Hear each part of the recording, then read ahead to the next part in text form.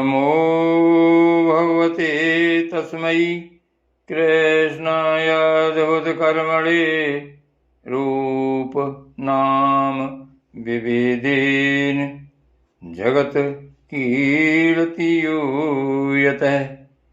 सच्चिदानंद रूपाय विश्वोत्पत्त्यादिहेतवे तापत्रय विनाशाय श्रीकृष्णाय वयं नुमः। नमामि हृदये शेषे लीलाक्षीराब्धिसायिनं लक्ष्मी सहस्रलीलाभिसेव्यमानं कलानिधिम्। श्रीमद्भागवत महापुराण एकादश स्कंध 31वां अध्याय। श्री भगवान का स्वधाम गमन।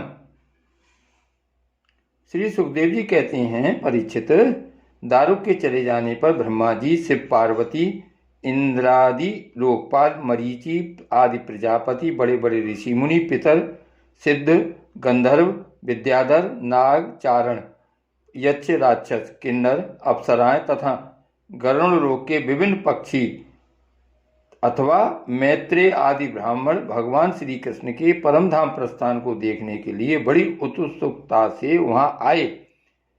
वे सभी भगवान श्री कृष्ण के जन्म और लीलाओं का गान अथवा वर्णन कर रहे थे। उनके विमानों से सारा आकाश भर सा गया था। वे बड़ी भक्ति से भगवान पर पुष्पों की वर्षा कर रहे थे। सर्वव्यापक भगवान श्री कृष्ण ने ब्रह्मा जी और अपने विभूति स्वरूप देवताओं को देखकर अपने आत्मा को स्वरूप में स्थित किया और कमल के समान नेत्र बंद कर लिए।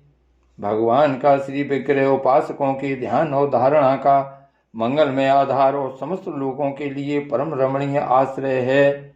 इसलिए उन्होंने योगियों के समान अग्नि देवता संबंधी योग धारणा के द्वारा उसको जलाया नहीं, सशरीर अपने धाम में चले गए। उस समय स्वर्ग में नगारे बजने लगे और आकाश से पुष्पों की वर्षा होने लगी। परीक्षित, भगवान श्री कृष्ण के पीछे पीछे इस लोक से सत्य, धर्म, धैर्य, कीर्ति और श्रीदेवी भी चली गईं। भगवान श्री कृष्ण की गति मन और वाणी के परे है। तभी तो जब भगवान अपने धाम में प्रवेश करने लगे तब ब्रह्मादिक देवता भी उन्हें न देख सके। इस घटना से उन्हें बड़ा ही विस्मय हुआ। जैसे बिजली मेघमंडल को छोड़कर जब आकाश में प्रवेश करती है तब मनुष्य उसकी चाल नहीं देख पाते, वैसे ही बड़े बड़े देवता भी श्री कृष्ण की गति के संबंध में कुछ न जान सके। ब्रह्मा जी और भगवान शंकर आदि देवता भगवान की यह परम योगमयी गति देखकर बड़े विस्मय के साथ उसकी प्रशंसा करते करते अपने लोक में चले गए। परीक्षित, जैसे नट अनेकों प्रकार के स्वांग बनाता है परंतु रहता है उन सबसे निर्लेप, वैसे ही भगवान का मनुष्यों के समान जन्म लेना, लीला करना और फिर उसे संवरण कर लेना उनकी माया का विलास मात्र है, अभिनय मात्र है। वे स्वयं ही इस जगत की सृष्टि करके इसमें प्रवेश करके विहार करते हैं और अंत में संहार लीला करके अपने अनंत महिमा में स्वरूप में ही स्थित हो जाते हैं। सांदीपनि गुरु का पुत्र यमपुरी चला गया था परंतु उसे वे मनुष्य शरीर के साथ लौटा लाए और तुम्हारा ही शरीर ब्रह्मास्त्र से जल चुका था परंतु उन्होंने तुम्हें जीवित कर दिया। वास्तव में उनकी शरणागत वत्सलता ऐसी ही है और तो क्या कहूं।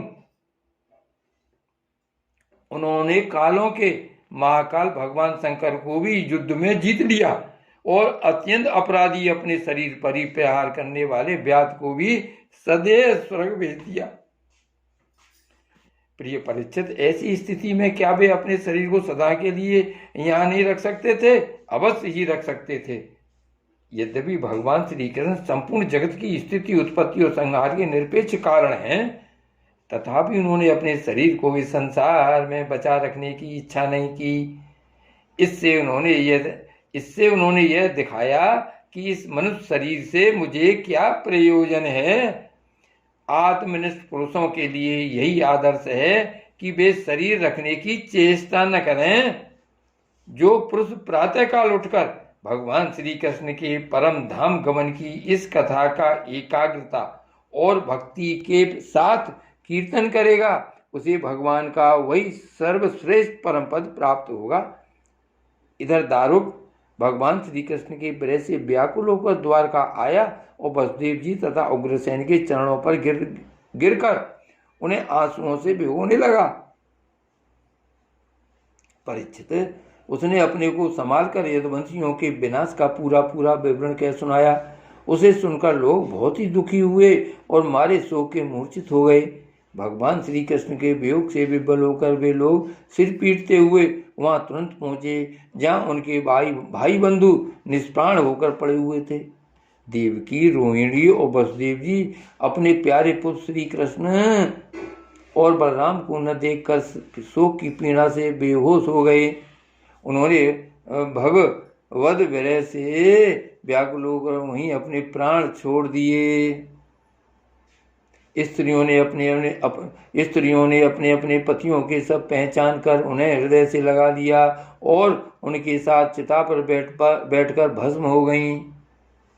बलराम जी की पत्नियां उनके शरीर को, वसुदेव जी की पत्नियां अपने शव को, वसुदेव जी की पत्नियां उनके शव को और भगवान की पुत्र वधुएं अपने पतियों की लाशों को देखकर अग्नि में प्रवेश कर गईं। भगवान श्री कृष्ण की रुक्मिणी आदि पटरानियां उनके ध्यान में मग्न होकर अग्नि में प्रविष्ट हो गईं।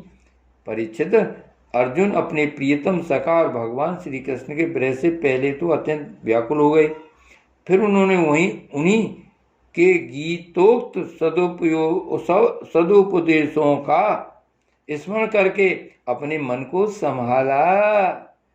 यदुवंश के मृत व्यक्तियों में जिनको कोई पिंड देने वाला न था, उनका श्राद्ध अर्जुन ने क्रमशः विधि पूर्वक करवाया।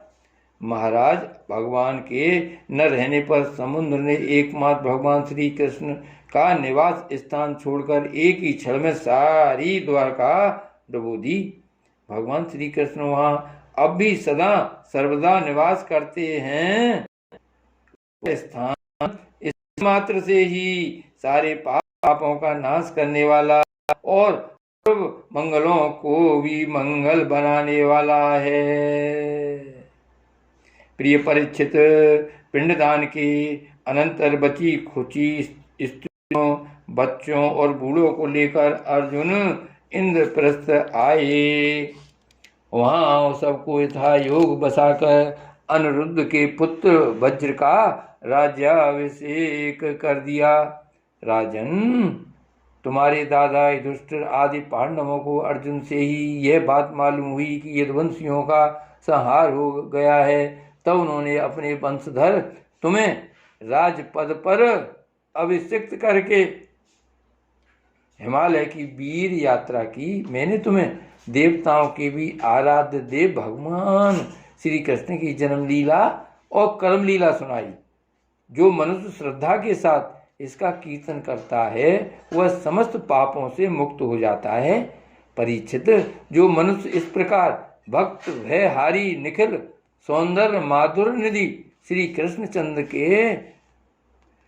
कृष्णचंद्र के अवतार संबंधी रुचिर पराक्रम और इस श्रीमद् भागवत महापुराण में तथा दूसरे पुराणों में वर्णित परमानंदमयी बाल लीला, कैशोर लीला आदि का संकीर्तन करता है, वह परमहंस मुनींद्रों के अंतिम प्राप्तव्य श्री कृष्ण के चरणों में पराभक्ति प्राप्त करता है। श्री भागवत भगवान की जय। श्री वल्लभाधीश की जय। श्री गोवर्धननाथ की जय। श्याम स्वरूप श्री अम्बे महारानी की जय। श्री गोकुलनाथ की जय।